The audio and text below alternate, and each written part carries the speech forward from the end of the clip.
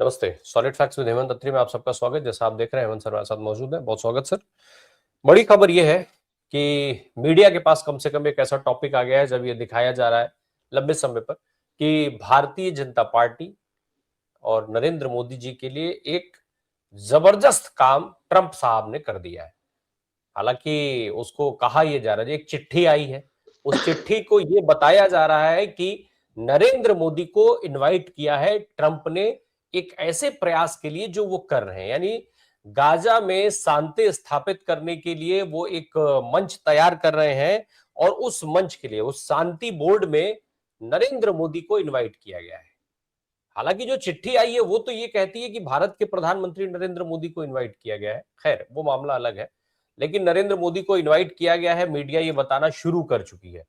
Sir समझना यह है कि एक तरफ टैरिफ का विवाद चल रहा है, ट्रंप साहब दनादन दनादन भारत के ऊपर टैरिफ झोंके पड़े हैं। दूसरी तरफ एक और खबर भी दिखाई जा रही है कि कुछ दाल वाल की खरीद भी अमेरिका से करता है भारत, तो उस दाल पर 30% टैरिफ लगा करके भारत ने अमेरिका को बर्बाद कर दिया है ऑलरेडी। वो अलग बात है कि बहुत जरा सा बहुत नॉमिनल सा दाल खरीदता है अमेरिका से भारत, बाकी दूसरे देशों से खरीदता है वो, उनकी उसमें मात्रा ज्यादा है। लेकिन इन सबके बीच में इस टैरिफ विवाद जब ये चल रहा है, ट्रंप साहब की एक चिट्ठी आती है और वो चिट्ठी जो है वो उस रॉकेट बना देती है पूरी भारतीय मीडिया को और सबको दिखाने के लिए पूरी सरकार को कि ट्रंप तो बस अब सरेंडर हो ही गए समझ लीजिए। क्या वास्तव में इसको मान लिया जाए कि ट्रंप साहब ने जो किया है वो केवल मोदी जी के लिए किया है? मोदी जी इतने स्पेशल हैं कि ट्रंप साहब ने सब कुछ किनारे करके मोदी जी को बुला लिया है, क्योंकि उनको पता है कि बिना मोदी जी के गाजा में शांति स्थापित नहीं हो सकती है। कहीं पे भी पूरा मिडिल ईस्ट जो है वो बर्बाद हो जाएगा अगर मोदी जी इस शांति बोर्ड में शामिल नहीं होंगे, इसलिए ट्रंप साहब ने चिट्ठी लिख दी, मान लिया जाए। राम प्रकाश जी नमस्कार, आपको सारे दर्शक साथियों को भी। देखिए, ट्रंप एक दोधारी तलवार है। या तो आप उसके साथ हो या आप उसके खिलाफ हो, उसमें कहीं संतुलन नहीं है। और ये जो चिट्ठी लिख करके उसने मोदी को भयंकर धर्म संकट में फंसा दिया। भयंकर धर्म संकट में शब्द प्रयोग कर रहा हूं पूरी जिम्मेदारी के साथ। निमंत्रण के अंदर क्या लिखा हुआ है? ट्रंप के निमंत्रण के अंदर और उनके जो राजदूत है नए नवेले भारत में, उन्होंने उसको बाकायदा ट्वीट किया है। ट्रंप साहब की चिट्ठी में कहा कि बोर्ड ऑफ पीस के मेंबर बनो। गजा के अंदर जो बोर्ड ऑफ पीस बना रहे हैं वो प्राइवेट लिमिटेड, जैसे मोदी जी का पीएम केयर्स है ना, उसी टाइप का ये है। तो उसमें कह रहे हैं कि बोर्ड ऑफ पीस के मेंबर बनो और $1 बिलियन भी दो, $1 अरब भारत दे उसकी सदस्यता के लिए। ट्रंप, जैसा आप जानते हैं, इस बोर्ड के अध्यक्षों के खुद का ही बना रखा है। कहीं यूएन वूएन की सैंक्शन नहीं है, कहीं कोई इंटरनेशनल बॉडी, कहीं कुछ नहीं। Trump and friends private limited. Trump इस बोर्ड के अध्यक्ष होंगे और राष्ट्रपति पद से हटने के बाद भी बने रहेंगे। सोचिए, ऐसा कोई देखा है आपने? मतलब लाइफ लॉन्ग का भाई ने बना लिया उसमें। इसमें कौन कौन है जरा वो जरा समझिएगा, फिर भक्तों की आंखें अपने आप खुल जाएंगी। इसमें ट्रंप ने अपने मंत्रियों, व्यापारी मित्रों और अपने दामाद को बना रखा है ऑलरेडी अपने साथ। इसमें जो न्योता है, आपने कहा अकेले मोदी को भेजा है क्या? नहीं, रामप्रकाश जी 60 देशों को न्योता भेजा है उन्होंने ये। और मजे की बात यह कि रूस और चीन को न्योता नहीं दिया गया है और पाकिस्तान को भी न्योता दिया है।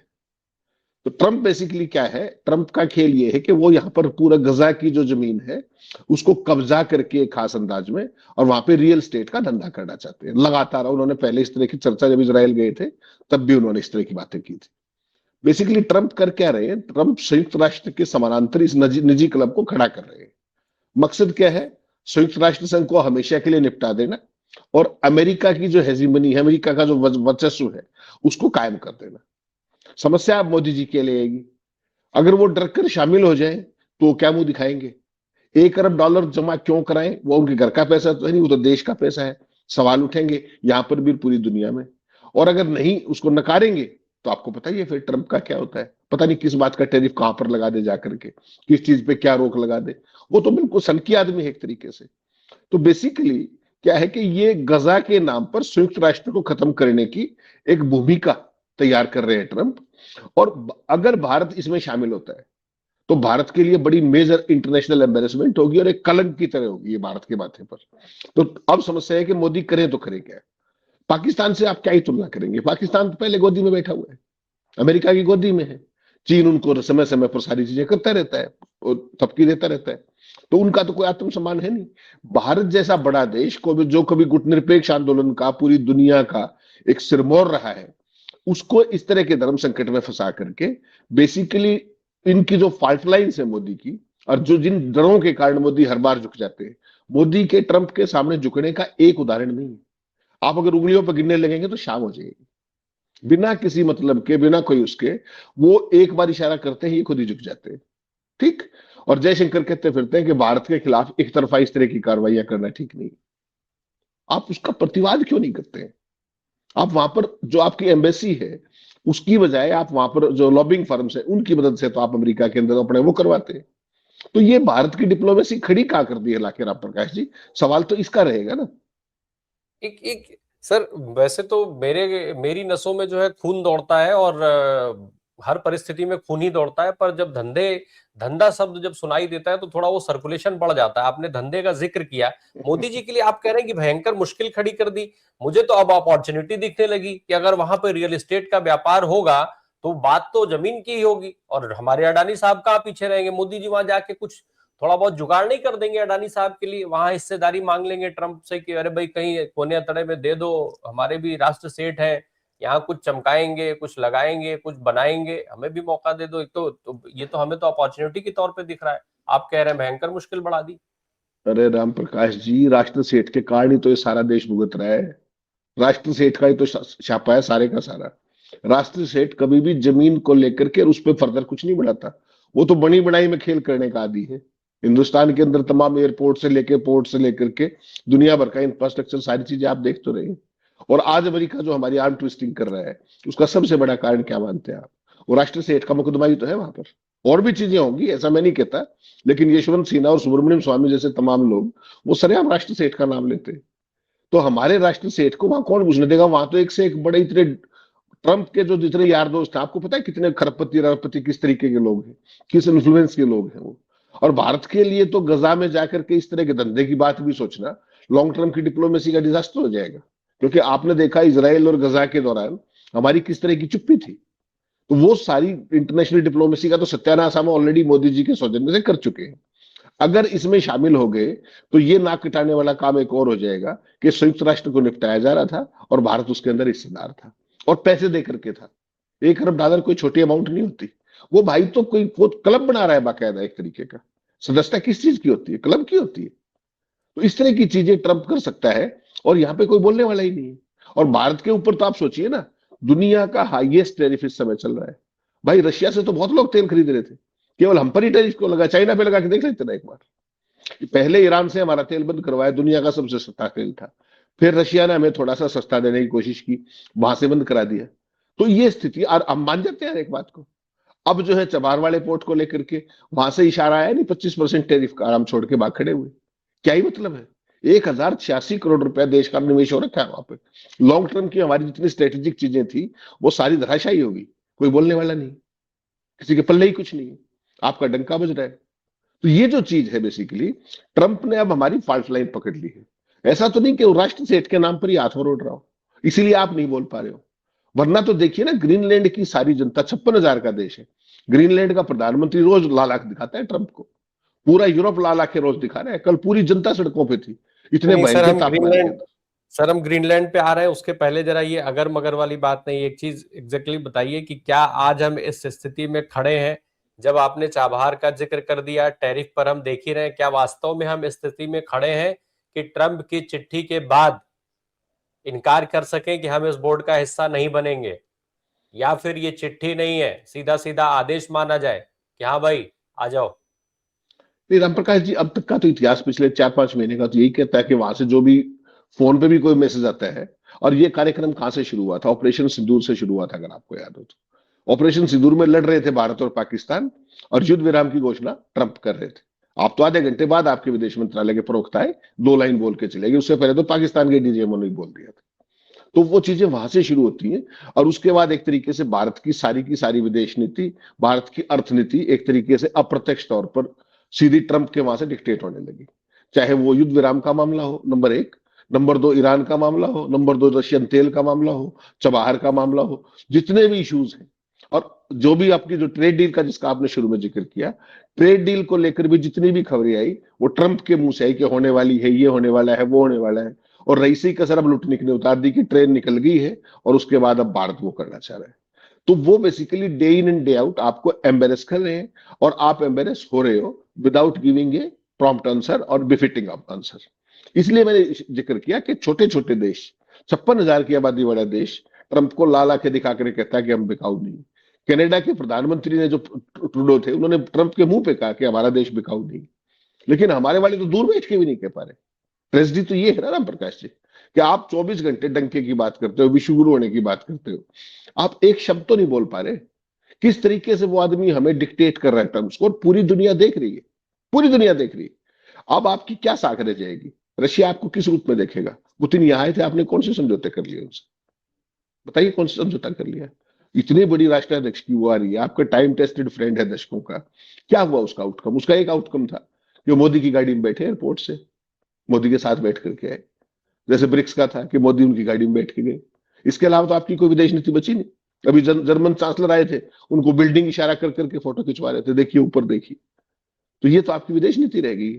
पूरी दुनिया को पता लग गया है कि अमेरिका के हम दबाव में हैं, और दुनिया के बाकी देशों को यह भी पता है कि भारत इस समय सबसे ज्यादा वल्नरेबल है बिकॉज ऑफ अमेरिका। जिस तरीके से वो टर्म्स डिक्टेट, दुनिया के किसी देश ने उस तरीके से घुटने टेके अब तक जैसे ट्रंप ने टेक दिए, तो अपने कहने में मोदी ने टेक दी किसी भी मसले पर। ग्रीनलैंड 56,000 की आबादी का देश, उनका प्रधानमंत्री लाल आंखें दिखा के बात करता है, कल सारी जनता सड़कों पर थी। अमेरिका अपने क्या नाम है, डेनमार्क छोटा सा देश है, किस तरीके से ट्रंप को कहा कि इतना आसान नहीं है आपके लिए।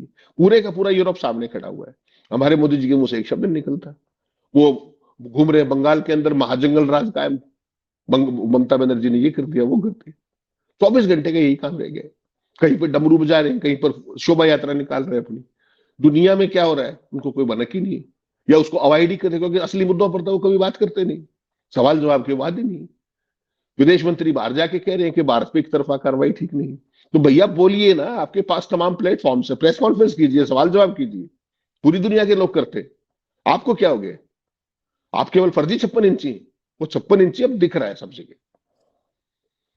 सर, एक तरफ ग्रीनलैंड पे कब्जे की बात हो रही है लगातार, और दूसरी तरफ जो है वो अब ये शांति स्थापना की बात भी होना शुरू हो गई। तो इसमें क्या ग्रीनलैंड पर जो कब्जे की बात हो रही है उसको धमकी मान लिया जाए, कोरी धमकी, या फिर ये जो शांति स्थापना की बात हो रही है इसको कोरा जो है शुद्ध ढकोसला दिखावा माना जाए? असल में ये शांति वांति स्थापित करना कहीं कोई मकसद ही नहीं है। पूरा खेल बिजनेस है, पूरा खेल धंधा है, पूरा खेल जमीन पर, संसाधनों पर कब्जे का है। एग्जैक्टली वही चीज है बेसिकली। एक नई मतलब शर्मनिरपेक्षता की एक और सीढ़ी लांघते वाला कि ट्रंप का कोई लेवल नहीं है, उससे भी आगे जाते उसने एक नया कारनामा कर दिया। दर्शकों के लिए बता दूं, ट्रंप ने नॉर्वे के प्रधानमंत्री को चिट्ठी लिखी है। आपको पता है नॉर्वे से ही नोबेल प्राइज होता है, नोबेल से मिलता है। मैंने फोटो भी भेजा, दिखाइएगा उनकी मुलाकात का। नॉर्वे के प्रधानमंत्री जोनास गोहर को स्टोर को एक चिट्ठी लिखी है उन्होंने, और उन्हें जो लिखा है मैं आपको कोट एंड कोट करके बताता हूं।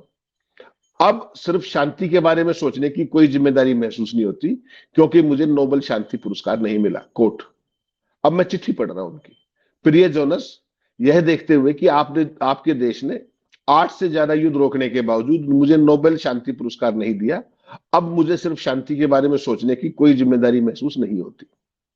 सोचिएगा, हालांकि यह हमेशा जरूरी रहेगा, लेकिन अब मैं सोचता हूं कि यूनाइटेड स्टेट ऑफ अमेरिका के लिए क्या अच्छा है और क्या सही है। डेनमार्क उस जमीन को रूस या चीन से नहीं बचा सकता, और वैसे भी उनके पास मालिकाना हक क्यों है? कोई लिखित दस्तावेज नहीं है। बस सैकड़ों साल पहले एक नाव यहां उतरी थी, लेकिन हमारे नार्वे में भी वहां उतरी थी। मैंने नाटो के गठन के बाद से किसी भी दूसरे व्यक्ति से ज्यादा नाटो के लिए काम किया है, और अब नाटो को यूनाइटेड स्टेट्स के लिए कुछ करना चाहिए। जब तक ग्रीनलैंड पर हमारा पूरा और फुल कंट्रोल नहीं होगा, दुनिया सुरक्षित नहीं है। धन्यवाद, डोनाल्ड जूनियर ट्रंप। नॉर्वे के प्रधानमंत्री का कहना है कि ऑन रिकॉर्ड कहा उन्होंने, वो मोदी की तरह नहीं, सूत्रों से नहीं बता रहे। नॉर्वे के प्रधानमंत्री ने चिट्ठी आते ही कहा, ट्रंप ने बारंबार नोबेल पुरस्कार के लिए मुझसे याचना की थी। मैंने उनको बताया था कि नोबेल पुरस्कार का फैसला एक स्वतंत्र कमेटी करती है, और उसमें सरकार की कोई भूमिका नहीं है। ये नॉर्वे का प्रधानमंत्री भी जवाब देने में सक्षम है ट्रंप की चिट्ठी का। आपके 56 इंची नहीं देंगे, आपका वो लेजर आइज नहीं देगा। आप सोचिए कैसा राष्ट्रपति है ये अमेरिका का। इसका कोई आत्मसम्मान ही नहीं, इसको कोई शर्म ही नहीं। इसकी यही कूटनीति, मतलब आप नोबेल पीस प्राइज भी गन पॉइंट पे ले लेंगे क्या? क्या कह रहे हैं नॉर्वे के प्राइम मिनिस्टर कि बार मेरे से कई बार मिले और बारंबार मुझसे नोबेल पीस प्राइज की मांग कर रहे थे, याचना कर रहे थे, याचना इज द वर्ड। तो ऐसे व्यक्ति को, ऐसे मर्क्यूरियल व्यक्ति को आप कैसे वो करोगे? उसका एक ही तरीका है जो चाइना ने अपनाया। वो एक लाइन बोलता है, चाइना 2 लाइन में ठोक के जवाब देता है, उसके बाद उसकी सिट्टी पिट्टी हो जाती है। आप क्या करते हो? हमने दालों के ऊपर ये कर दिया। अरे भले आदमी हो, तुम्हारे पास कोई ऐसी चीज है जिससे अमेरिका घुटनों पे आ जाए? चाइना के पास तो रेयर मटेरियल से लेकर के तमाम ऐसी चीजें हैं जो उन्होंने उसका बना दिया, जो कुछ भी ट्रंप का बनाना था। आप तो 24 घंटे रेंगने के अलावा कोई काम ही नहीं कर। और ये आईटी सेल और भक्त मंडली के थ्रू पूरे देश में प्रोपेगेंडा फैला रहे हो। आज राम प्रकाश जी, दुनिया जिस मोड़ पे खड़ी हुई है, जिस तरह की परिस्थितियां इस व्यक्ति ने क्रिएट कर दी, आपने देखा कल जब ट्रंप ने ग्रीनलैंड पर दोबारा धमकी दी, फ्रांस के राष्ट्रपति ने अलग से ट्वीट किया, ब्रिटिश प्राइम मिनिस्टर ने अलग से ट्वीट किया, सब वहां पर 5-6 देशों के 2-2 3-3 सैनिक सिंबॉलिकली भेजे गए, किसी का 1 सैनिक, किसी का 2 सैनिक ग्रीनलैंड के अंदर। 5 सैनिक 7 सैनिक अमेरिका के सामने क्या कर लेंगे? आपको पता ग्रीनलैंड के अंदर अमेरिका का बहुत बड़ा अड्डा भी है, सैनिक अड्डा। उसके बावजूद भी सारा यूरोप खड़ा है ना। एक इटली की प्राइम मिनिस्टर को छोड़ दीजिए, वो भी वैसी ही की है, वो अभी भी बीच बचाव करने की कोशिश कर रही है। अदरवाइज तो पूरे का पूरा यूरोप खड़ा हुआ है। और मुझे हैरानी नहीं होगी जो अगर जो थोड़े दिन पहले आपको याद होगा यूरोप के साथ जो उनकी ट्रेड डील हुई थी, अगर ट्रंप इसी रास्ते पे चले तो यूरोप जो है, यूरोपियन यूनियन, उस ट्रेड डील को भी खारिज कर सकता है, अपनी तरफ से एक तरफा रद्द कर सकता है। लेकिन यहां सवाल यह है कि एक तरफ यूरोप के देश जो छोटे छोटे होते हुए भी बहुत सीमित उनके कारण, यूरोपियन यूनियन के कारण उनका दबदबा है ना, अकेले अकेले में तो देश कुछ भी नहीं, वो सारे आंख दिखा सकते हैं ट्रंप को, और आपके मुंह से आवाज नहीं निकल रही। वो चिट्ठी कल आई थी, जो आपने चिट्ठी दिखाई ट्रंप की अपने प्रधानमंत्री के नाम, जो उनके राजदूत ने यहाँ पे वो ट्वीट की, उस पर अब तक कोई जवाब आया है? आउटराइटली रिजेक्ट होना चाहिए कि नहीं होना चाहिए? वो भाई संयुक्त राष्ट्र की कोई सैंक्शन नहीं है उसके ऊपर, कोई इंटरनेशनल कम्युनिटी को बैठ के बातचीत नहीं हुई। ट्रंप को एक सपना आया, उसने एक क्लब बना दिया और आपको निमंत्रण दे दिया। जो $1 अरब वो भाई मांग रहा है, वो कहां से लाओगे? अब आपके घर का है क्या? इस देश का पैसा है वो। हाँ या ना तो बोलिए कम से कम। आपके विदेश मंत्रालय से प्रवक्ता से भरी प्रेस कॉन्फ्रेंस में सवाल पूछा गया परसों। क्या पूछा गया? कि जो ब्रिक्स की एक्सरसाइज हो रही है उसमें भारत क्यों नहीं गया? आपको पता है क्या जवाब दिया उसने? उसने कहा इस बारे में मुझे अभी जानकारी नहीं है, मैं पता करके बताऊंगा आपको। ये विदेश मंत्रालय का प्रवक्ता है। सोचिएगा कभी कि ब्रिक्स का भारत प्रेसिडेंट है इस टाइम, चेयर हमारे पास है ब्रिक्स की, उसकी एक एक्सरसाइज हो रही है और भारत के विदेश मंत्रालय का प्रवक्ता कह रहा है मैं पूछ के बताऊंगा आपको। आपकी विदेश नीति है ये, जिसका डंका बज रहा है पूरी दुनिया में। और आप किसका मुकाबला करेंगे? क्या मुकाबला करेंगे? सोचिए। ये सर एक चीज और जरा बहुत संक्षेप में, यूएनएससी का जिक्र किया है ट्रंप ने बाकायदा, और उसमें प्रस्ताव का जिक्र कर रहे हैं वो कि प्रस्ताव पारित हुआ है, और ये सारी चीजें एक वो तमाम संस्थाओं से, तमाम संगठनों से खुद को बाहर करते चले जा रहे हैं, और भारत को वो अपने एक संगठन में आने की वो लेना चाहते हैं। तो ये क्या दिखाता है, कितना जरूरी है ये पत्र, कितना जरूरी है ये जो इन सारे विवादों के बीच में इस तरीके का एक समर्थन मांगना ट्रंप का भारत से, और भारत के लिहाज से चुप रहना या उसका आंसर करना, उसमें शामिल होना। नहीं राम प्रकाश जी, आप उसकी मंशा समझिए। वो व्यक्ति जिस तरीके का व्यक्ति है, वो अपने साथ एक पिछलगुओं का एक ग्रुप बनाना चाह रहा है, दुनिया को कुछ दिखाने के लिए कि मेरे साथ इतने देश खड़े हैं। तो क्या हम किसी के पिछलगू हैं? हम तो जो आजादी के बाद से लेकर के लेट 80s 90s तक लगातार जो है गुटनिरपेक्ष आंदोलन का नेतृत्व करते रहे, इतने बड़े पैमाने पर दुनिया में। और आज अमेरिका हमें हल्का सा इशारा करता है और हम वी फॉल इन लाइन। ये तो कभी हुआ ही नहीं। वो तो यशवंत सिन्हा ने जो बात कही, उसने कहा कि 1947 से लेकर के इस देश में बहुत थोड़ी टर्म के प्रधानमंत्री भी रहे और बहुत मजबूत प्रधानमंत्री भी रहे, बहुमत वाले भी प्रधानमंत्री रहे, अल्पमत वाले भी प्रधानमंत्री रहे, तमाम तरह की सरकार इस देश में आई। लेकिन इस तरीके से अमेरिका के सामने या किसी भी देश के सामने कभी इस देश के किसी प्राइम मिनिस्टर ने वो सरेंडर नहीं किया जो मोदी लगातार करते जा रहे हैं। ये मैं नहीं कह रहा, यशवंत सिन्हा कहते हैं ये। उसके बाद अपने सुब्रमण्यम स्वामी को तो चलो हम सीरियसली ना भी लें, यशवंत सिन्हा तो विदेश मंत्री थे भाई। जिस तरीके से हमारा जो फॉरेन के अंदर एयरबेस था वो बंद हो गया 2021 के अंदर, उसका एग्रीमेंट रिन्यू नहीं हुआ, 4 साल तक देश को पता नहीं लगने दिया गया।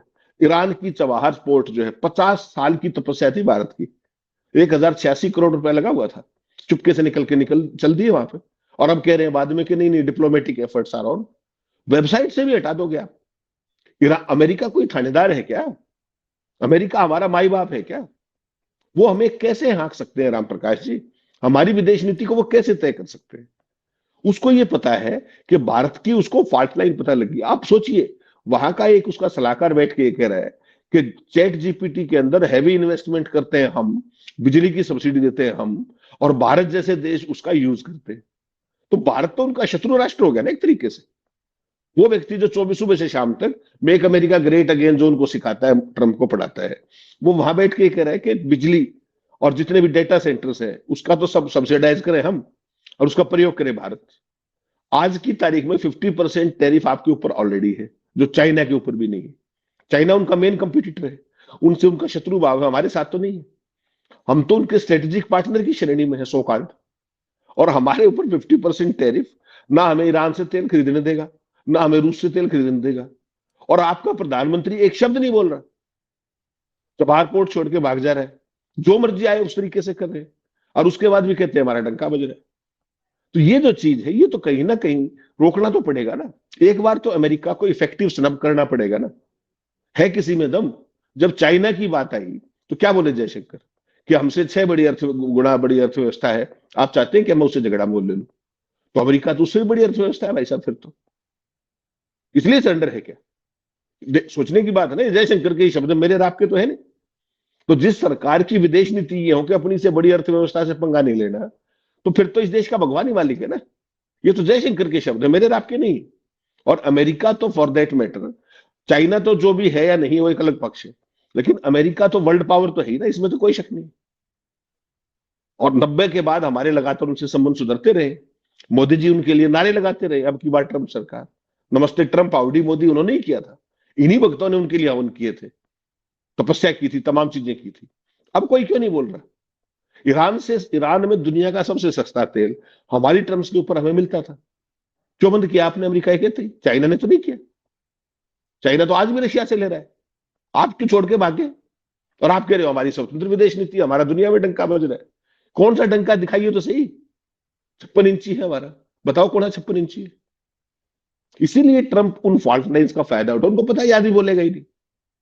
चाइना क्या करता है? चाइना ने इंडिया के अंदर जो हमारी टेरिटरी का जो किया, उनको पता था स्वीकार ही नहीं करेगा, और वही काम किया।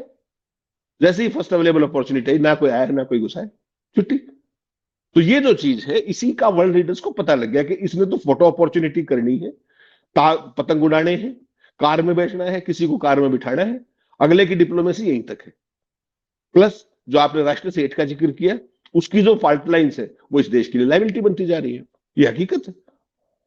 सर एक और चीज है, जिस जो हिसाब किताब है जो हम देख रहे हैं, जिस तरीके से इस समय ये सारी चीजें चल रही हैं, क्या भारत के लिए ये चिट्ठी एक ऐसी अपॉर्चुनिटी नहीं बन सकती है कि आज हम सबसे पहले ट्रंप को, जब खुद ट्रंप की तरफ से चिट्ठी आई है तो ट्रंप को पहले ये कहें साफ तौर पे, सार्वजनिक तौर पे, कि पहले तो ये जो आपके इशारे पर पूरी अशांति दुनिया के कई अलग अलग जगहों में फैल रही है, आप इस पर इमीडिएट रोक लगाइए, तब आप शांति की बात करिए, फिर हम शांति पर आपके साथ चलेंगे कि नहीं चलेंगे ये सोचेंगे, उस पर हम खड़े होंगे। क्योंकि फिलिस्तीन की बात जब होती है तो आज भारत मौन है, लेकिन इसके पहले तो हमेशा भारत जो है उसको रिकॉग्नाइज करता रहा है, परिस्थितियां हमने देखी हैं, उनके साथ खड़ा रहा है। तो क्या ये चिट्ठी खुद एक सामने से आए हुए अवसर के तौर पर नहीं दिखाई दे रही है? अब भारत सरकार क्या उसको ग्रैब करती है कि नहीं करती, वो एक अलग बात है, पर अवसर के तौर पर दिख तो रही है। राम प्रकाश जी, अवसर उनके पास होता है जिनको विदेश नीति की समझ होती है। चबाहार पोर्ट जो थी, वो तो ऐसी चीज थी जो इंडिया और अमेरिका दोनों के लिए विन सिचुएशन थी। और आपको ध्यान होगा 6 महीने पहले तो उन्होंने हमें वेवर दिया था चबाहार में। क्यों? क्योंकि पाकिस्तान और चाइना को इफेक्टिव उस पर चेक करने के लिए एक बहुत बढ़िया सीपेक का काउंटर था वो, कि हम बिना पाकिस्तान को छुए सीधे सेंट्रल एशिया में वाया अफगानिस्तान जा सकते थे। चाइना शुरू में, अमेरिका ने दिया वेवर, इस बार उन्होंने 25% का वो लगाया, आप चबाहार भी छोड़ के भाग खड़े हुए, वेबसाइट तक से हटा दिया। तो आप क्या ही मौके का फायदा उठाओगे? चबाहार तो केवल इंडिया का नहीं, उसमें तो अमेरिका का भी फायदा था। जो साउथ एशिया में जो रीजनल बैलेंस करने की बात है, उसमें तो उनका विन विन सिचुएशन थी। उसके बाद भी उस नकारा आदमी को ये नकारा सरकार कुछ नहीं समझा पाई, बोल ही नहीं पाई। अभी तक ऑफिशियल एक वर्ड है क्या इस पे, चबाहार वाले मामले पे? आप कह रहे हो कि फिलिस्तीन की बात करेंगे, अरे अपना घर तो संभाल लो पहले। ईरान से तेल बंद कराया, एक शब्द निकला मुंह से। वहां रशिया से बंद कराया, क्या कह रहा है उनका ट्रंप का जो सांसद है, एयरफोर्स वन के अंदर खड़ा होकर के कि मैं गया था राजदूत के घर पे, इंडियन राजदूत के घर पे, उसने कहा कि राष्ट्रपति जी को बताओ आप कि हमने तेल कम कर दिया और आप हमारी वो कम कर दीजिए टैरिफ। तो जिस आदमी की हैसियत ये बच गई हो कि आंख में आंख डालने की बजाय सांसदों के जरिए, लॉबिंग फर्म्स के जरिए आप अमेरिका से कूटनीति निभा रहे हो, आपको क्या लगता है वो कोई मुद्दे की बात कर पाएगा? वो फिलिस्तीन की बात कर पाएगा? फिलिस्तीन पे अकेले भारत का नहीं, भारतीय जनता पार्टी की जो अटल बिहारी की वाजपेयी की सरकार थी, वो भी एक कंटिन्यूटी में थी हमारी पॉलिसी। ये नरेंद्र मोदी की जो धर्म के आधार पे कूटनीति तय करने वाली चीज है, उसने सत्यानाश किया है। जो एक शब्द नहीं बोल पाते ये वहां पर। इसराइल के कौन सा प्रेम है आपको भी पता है, पेगासस कहां से आया था, क्या था, क्यों नहीं आया, उसका जवाब सुप्रीम कोर्ट में क्यों नहीं दिया, वो आज भी एक पहेली। उसकी एक जांच हुई थी, सुप्रीम कोर्ट ने कराई थी, वो कहां है जांच रिपोर्ट, वो किसी को नहीं पता। तो जो ये अमेरिका और सारा धंधा चल रहा है, इसमें Ramprakash ji, there are many a things, जितना हम सोचते हैं उससे कहीं ज्यादा की चीजें, इसीलिए ये आवाज नहीं निकल रही है। और आज की तारीख में कोई स्वीकार करे या ना करे, ये सरकार, बीजेपी जो मोदी की सरकार है और पर्टिकुलरली प्रधानमंत्री ट्रंप की फायरिंग लाइन में बिना कारण के नहीं। There must be certain very solid reasons, नहीं तो कोई प्रधानमंत्री ऐसे निशब्द नहीं होता। निशब्द कह रहा हूं, शब्द में एक शब्द नहीं बोल पाते आप। वरना क्या कारण है कि ग्रीनलैंड जैसे देश, डेनमार्क जैसे देश, छोटे छोटे देश, सारे के सारे धमाकेदार जवाब दे रहे हैं और आपके मुंह से एक शब्द नहीं निकल रहा। अमेरिका नहीं निकलता आपके मुंह से, पहले आपके मुंह से चीन नहीं निकलता था, शी जिनपिंग नहीं निकलता था, तिब्बत नहीं निकलता था, अब आपके मुंह से अमेरिका नहीं निकलता, अब आपके मुंह से ट्रंप नहीं निकलता। तो ऐसे बिना कारण थोड़ी है ये, इसके सॉलिड रीजन है। There are certain fault lines. इस देश को जानने का हक है। तो आप कह रहे हो कि गजा की बात करेंगे, अपनी तो कर लो पहले भाई। चबाहर पोर्ट जो थी, चाइना के सीपेक का सीधा सीधा जवाब था सेंट्रल एशिया तक जाने का, पूरा एक वो क्या किया उन्होंने, फिर लगा दिया। और उन्होंने कहा नहीं चबाहर का, उससे पहले छोड़ के भाग्य। हम कह रहे हैं कि नहीं, फला डेट तक हमारा वो है, सैंक्शन वेवर है उसके अंदर, फिर भाग्य क्यों तुम? किसी चीज का कोई जवाब तो है ही नहीं ना। ये हालत है देश की। और ये हालत तब है जब इस देश का एक कैरियर डिप्लोमेट विदेश मंत्री है। कोई अनाड़ी हो ना तो भी समझ में आता है, कैरियर डिप्लोमेट जयशंकर। सर ये हालात ही शायद इसीलिए है कि कैरियर डिप्लोमेट जो है वो विदेश मंत्री है। मुझे लगता है कि शायद अगर कोई राजनीतिक व्यक्ति विदेश मंत्री होता तो ये हालात नहीं फेस करने पड़ते हमें। ये हालात ही उस व्यक्ति की वजह से, क्योंकि वो व्यक्ति इतना डिप्लोमेटिक है कि उसका अपने अपने परिवार की हिस्ट्री देख लीजिए तो समझ में आ जाता है कि डिप्लोमेसी का ये स्तर जो है वो कैसे उठा पाएंगे बेचारे, क्योंकि वो तो खुद बोझ में दबे हैं।